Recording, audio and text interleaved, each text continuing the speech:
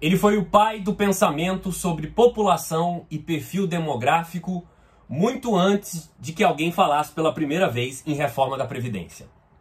Ele deu um verniz filosófico e científico àquele pensamento catastrofista que o seu tio adora levar para o grupo do WhatsApp na família. Ele juntou economia, geografia e rudimentos de sociologia para produzir ideias que foram muito influentes no seu tempo.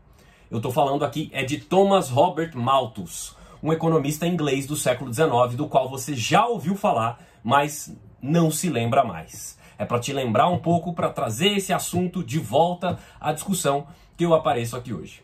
Muito prazer, eu sou o Túlio Augustus, sociólogo e professor, e convido você, minha caríssima, você, meu caríssimo, a fazer parte aqui dessa conversa, se inscrevendo nesse canal, deixando o seu like aqui nesse vídeo se você gostar, e suas impressões e pensamentos aí nos comentários. Pois bem, o Malthus, Thomas Malthus, como é mais conhecido, foi um pensador inglês na Inglaterra do século XVIII. Ele era filho de um proprietário de terras e acabou se tornando um pastor anglicano, mas estudou bastante economia, filosofia e ali acabou produzindo em 1798 um livro que se tornou muito famoso, que era um ensaio sobre população, sobre a população, no qual ele dizia de maneira muito simples aqui, em grosso modo, que a população ia crescer numa taxa em progressão geométrica, ao passo em que a produção de alimentos cresceria em progressões aritméticas, né? Ele queria chamar a atenção para o seguinte aspecto: se por um lado a produção de alimentos ela é limitada e decrescente, por outro lado, a reprodução humana é ilimitada e crescente. Em algum momento, essas duas curvas vão se chocar aí num gráfico real e imaginário, e produzir uma grande catástrofe na humanidade, gerando fome, escassez de alimentos e insustentabilidade da vida para muita gente no mundo. Esse pensamento teve muita influência na Inglaterra do século XVIII e é preciso entender aquele contexto no qual ele está sendo produzido, né?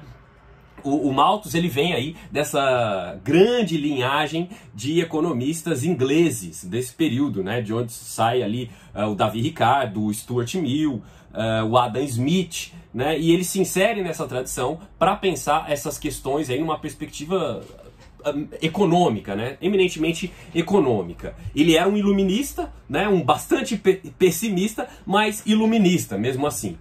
Ele vai nos dizer que aquele crescimento que se verificava na Inglaterra, e é importante lembrar que ele está falando da perspectiva de um inglês ali do final do século XVIII, que está vendo o boom que foi a Revolução, que está sendo a Revolução Industrial, e ele chega à conclusão de que aqueles níveis de crescimento populacional seriam insustentáveis. De fato, a população da Inglaterra mais do que dobrou ao longo de todo o século XVIII. E sobretudo ali a partir das décadas de 70, 80 e 90, o crescimento foi muito expressivo. De modo que fazia pensar mesmo que aquele patamar seria insustentável, né? Numa humanidade que até então havia sido sempre regulada por períodos de opulência e de grande escassez, aquela manutenção das taxas de mortalidade em patamares razoavelmente aceitáveis e o aumento da natalidade teriam gerado o que ele chamou de explosão demográfica. Ou seja, a melhoria das condições sanitárias, das condições de produtividade, né, a escalada na produção, as melhorias da medicina e tudo mais estavam fazendo, naquele momento em que ele observava, com que as taxas de mortalidade parassem de cair e que a natalidade crescesse bastante. Ou seja, o crescimento populacional era visível, notório e, segundo ele, insustentável. Essas ideias vão ter muita influência nesse período, né? Ele vai ser um pessimista com bastante impacto, e ele vai dizer que se antigamente havia aquelas restrições naturais ao desenvolvimento ou ao aumento da população, que seriam as guerras, as pestes, né, e a pobreza, por outro lado, a Revolução Industrial havia estava, pelo menos, dissipando um pouco desses fatores, né? E conseguindo controlá-los. E que se, portanto, se fossem mantidas aquelas taxas de crescimento, a fome era líquida e certa num horizonte futuro, né? E ele previa isso não apenas para a sociedade inglesa e europeia, mas para o mundo como um todo. Ele chega a defender a revogação, né, da lei dos pobres, que instituía que o Estado deveria dar condições mínimas de sobrevivência para os pobres na Inglaterra, né? E ele vai dizer, numa perspectiva bastante anti-humanista, que era preciso revogar essa lei, que era preciso que mais pessoas morressem de fome, que isso seria uma forma de controlar a população por meios mais ou menos naturais, né?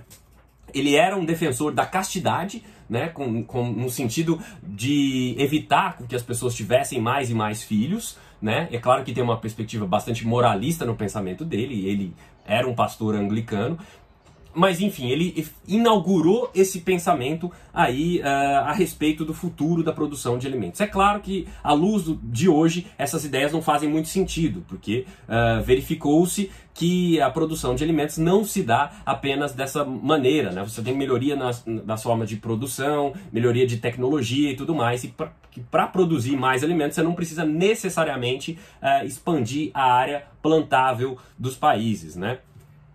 E ele também deixou de prever que alcançado um certo patamar de qualidade de vida, as mulheres tendem a ter uma regressão na taxa de fecundidade, né? As populações tendem a estabilizar ou tendem a diminuir o seu padrão de crescimento. Por isso, as ideias do Malthus foram meio postas de lado ali em algum momento do século XIX, embora tenham sido retomadas ali, sobretudo depois da década de 30 do século XX, que é aí quando surge o chamado neomalthusianismo, né? O Malthus, ele é pioneiro no sentido de jogar um balde de água fria naquela visão meio idílica que se tinha na Inglaterra do século XVIII, olha, de que agora inauguramos uma era de opulência sem fim. Ele vai dizer, não é bem assim, o buraco é mais embaixo, a coisa vai ficar feia ainda, vocês vão ver só. É claro que a coisa não se mostrou exatamente como ele previu, e a ideia dele foi foi posta um pouco de lado.